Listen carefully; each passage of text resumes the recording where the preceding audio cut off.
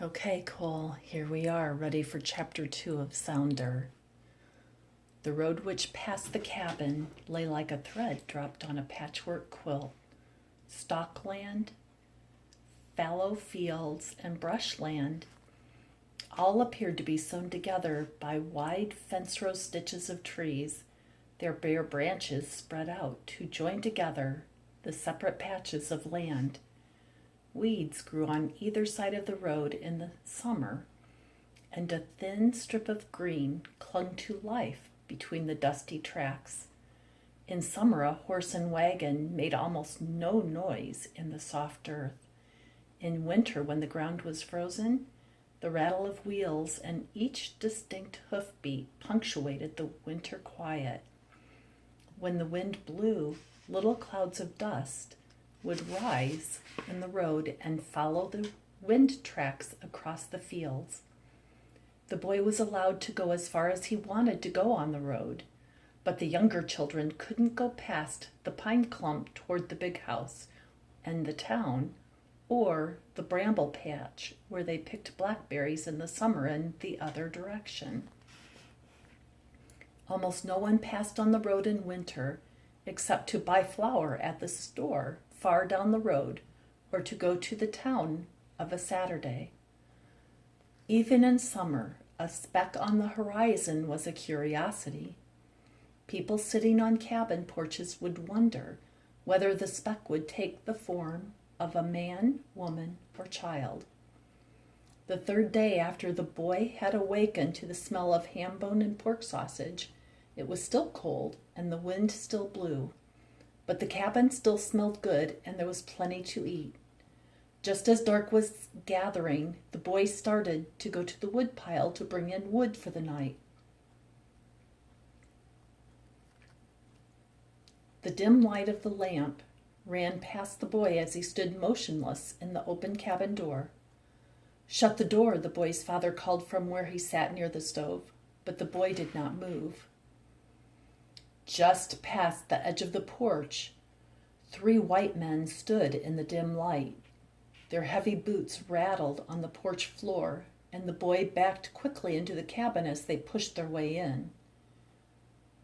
"There are 2 things I can smell a mile," the first man said in a loud voice. "One's a ham cookin', and the other's a thieving Negro." "Get up," the second man ordered. The warm but frozen circle of man, woman, and 3 small children around the stove jumped to their feet. A stool on which a child had been sitting fell backward and made a loud noise. One of the men kicked it across the room. The boy did not move from his place just inside the door. "Here's the evidence," said the first man. He jerked at the grease-spotted cloth on the tin-top table. The oak slab and the half-eaten ham fell to the floor with a great thud and slid against the wall. "You know who I am," said the first man as he unbuttoned his heavy brown coat and pulled it back to show a shiny metal star pinned to his vest. "These are my deputies." The stranger nearest the door kicked it shut and swore about the cold.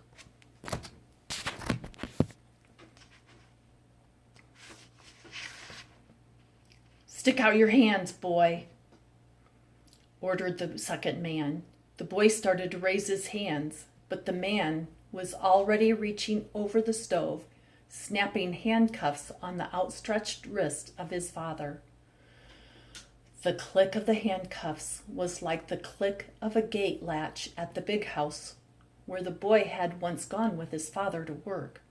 He had swung on the gate and played with the latch until someone had called out from the house, "If you want to swing on a gate, boy, swing on the one behind the house. Get away from the front."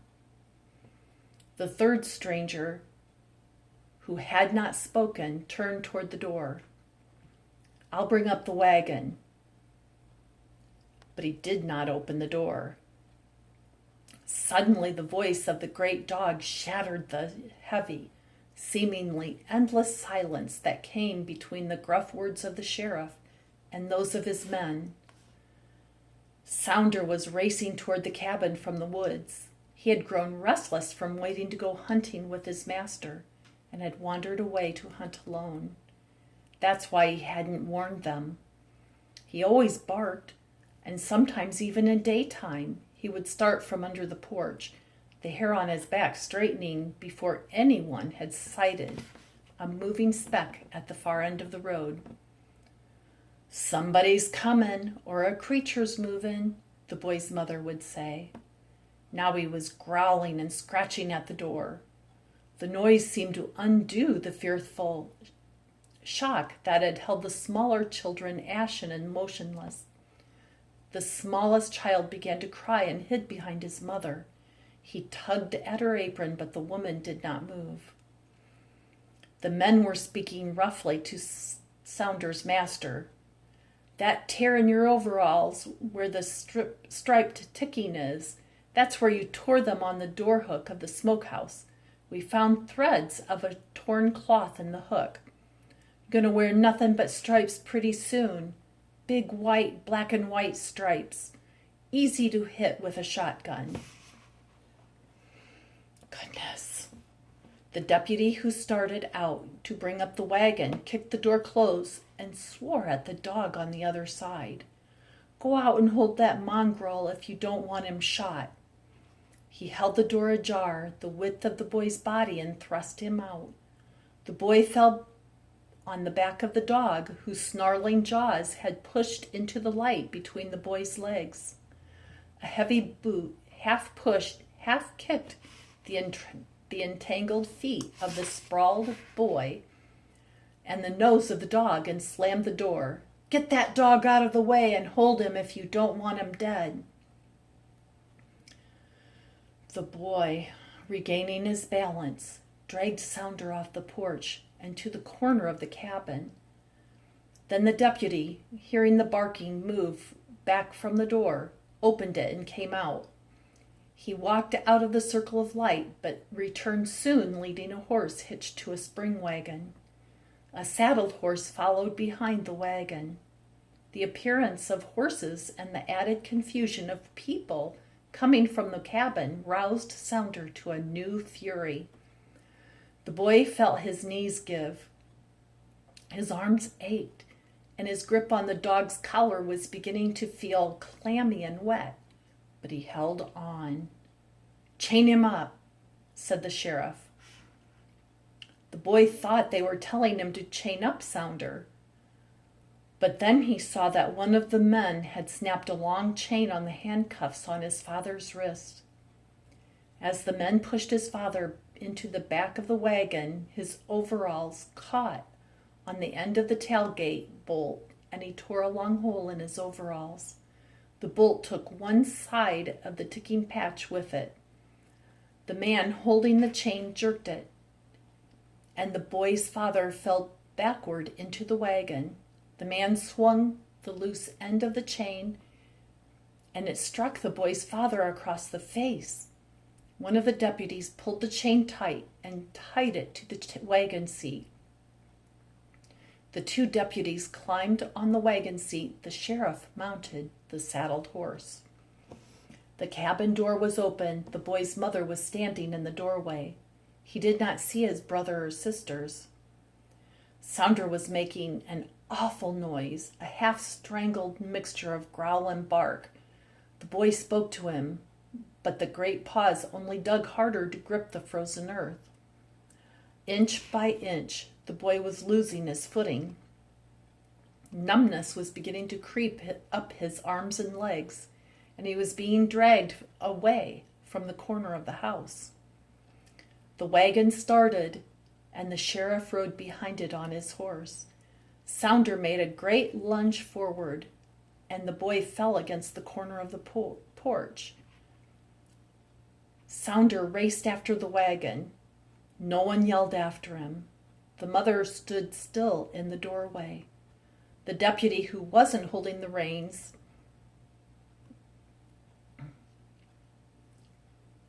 turned on the seat, aimed his shotgun at the dog, jumping at the side of the wagon, and fired. Sounder fell in the road, and the sheriff rode around him. Saunder's master was still on his back in the wagon, but he did not raise his head to look back. The boy struggled to his feet. His head hurt where he had hit it against the corner of the porch. Now his mother spoke for the first time since he had opened the door to bring in wood. "Come in, child, and bring some wood." Sounder lay still in the road. The boy wanted to cry. He wanted to run to Sounder. His stomach felt sick. He didn't want to see Sounder. He sank to his knees at the wood pile. His foot hurt where the door had been slammed on it. He thought he could carry in 2 chunk sticks. Maybe his mother would drag Sounder out of the road. Maybe she would drag him across the fields and bury him. Maybe if she laid him on the porch and put some soft rags under him tonight, he might rise from the dead, like Lazarus did in the meeting house story. Maybe his father didn't know Sounder was dead. Maybe his father was dead in the back of the wagon now. Maybe his father had said it hurt to bounce over the rough road on his back, and the deputy had turned around on the seat and shot him. The second chunk stick was too big. It slipped out of the boy's arms. 2 of his fingers were bruised under the falling wood. Suddenly a sharp yelp came from the road, just like when a bee stung Sounder under the porch or a briar caught his ear in the bramble, the boy thought. In an instant, the boy was on his feet. Bruised foot and fingers, throbbing head were forgotten. He raced into the dark. Sounder tried to rise but fell again. There was another yelp, this one constrained and plaintive. The boy, trained in night sight when the lantern was dimmed so as not to alert the wood's creatures, picked out a blurred shape in the dark. Sounder was running, falling, floundering, rising. The hind part of his body stayed up and moved from side to side, trying to lift the front part from the earth. He twisted, fell, and heaved his great shoulders. His hind paws dug into the earth. He pushed himself up. He staggered forward, sideways, then fell again. One front leg did not touch the ground. A trail of blood, smeared and blotted, followed him. There was a large spot of mingled blood, hair, and naked flesh on one shoulder. His head swung from side to side. He fell again and pushed his body along with his hind legs. One side of his head was a mass of blood. The blast had torn off the whole side of his head and shoulder. The boy was crying and calling Sounder's name. He ran backward in front of Sounder. He held out his hand. Sounder did not make a sign to stop. The boy followed the coon dog under the porch, but he went far back under the cabin. The boy was on his knees, crying and calling, "Sounder, Sounder, Sound." His voice trailed off in a pleading whisper. The cabin door opened, and the boy's mother stood in the door. The pale light of the lamp inside ran past the woman over the edge of the porch and picked out the figure of the boy on his hands and knees. "Come in, child," said the woman. "He is only dying." Inside the cabin, the younger children sat huddled together near the stove. The boy rubbed his hands together near the stovepipe to warm them. His bruised fingers began to throb again. His foot and his head hurt, and he felt a lump rising on the side of his head. If Sounder would whimper or yelp, I would know, the boy thought. But there was no sound, no thump, thump, thump of a paw scratching fleas and hitting the floor underneath. "Creatures like to die alone," the mother said after a long time. "They like to crawl away where nobody can find them dead, especially dogs." He didn't want to be shot down like a dog in the road. Some creatures are like people. The road, the boy thought. What would it be like? Did the shotgun blast a hole in the road? I ain't got the wood, the boy said at last. I'll light the lantern and get it. You know where the wood is. You won't need the lantern, the woman said. The boy paused in the doorway. Then he took the lantern down from where it hung beside the possum sack. He took the lantern to the stove, lit a splinter of kindling through the open door draft, and held it to the lantern wick the way his father always did. His mother said nothing to him. She spoke to the younger children instead. I ain't fed you yet.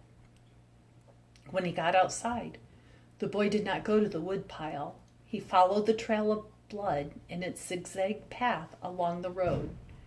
At the end of it, there was a great white spot, dark on the frozen ground. Little clumps of Saunders' hair lay in the blood. There was no hole where the shotgun had blasted. At the edge of the dark stain, the boy touched his finger to something. It was more than half of Saunders' long, thin ear. The boy shivered and moved his finger away. He had seen dead lizards and possums and raccoons, but he'd never seen a human animal like Sounder dead. It wouldn't work, he thought. But people always said to put things under your pillow when you go to bed, and if you make a wish, it will come true. He touched Saunders' ear again. It was cold. He picked it up. One edge of it was bloody and jagged like the edge of a broken window pane. He followed the zigzag trail back along the road, but he could scarcely see it now. He was crying again. At the corner of the porch, he took the possum sack from the nail where it hung and wiped the ear. It gave him the shivers. He jumped down quickly and, holding the lantern near the ground, tried to see under the porch. He called Sounder. There was no sound. He went back to wiping the ear. His throat hurt. He put the ear in the pocket of his overall jacket. He was going to put it under his pillow and wish that Sounder wasn't dead. The wind stopped blowing. This would have been a good hunting night, he thought. Far away, a single lantern was moving into the foothills. The boy was still crying. He had not forgotten the wood. Now he put out the lantern and hung it against the wall. He went to the wood pile, picked up 2 chunk sticks, and went into the cabin. The loneliness that was always in the cabin, except when his mother was singing or telling a story about the Lord, was heavier than ever now. It made the boy's tongue heavy. It pressed against his eyes, and they burned. It rolled against his ears. His head seemed to be squeezed inward, and it hurt. He noticed the grease spots on the floor where the oak slab and the ham had fallen. He knew his mother had picked them up. His father would be cold, he thought, with that great rip in his overalls. His mother sat by the stove.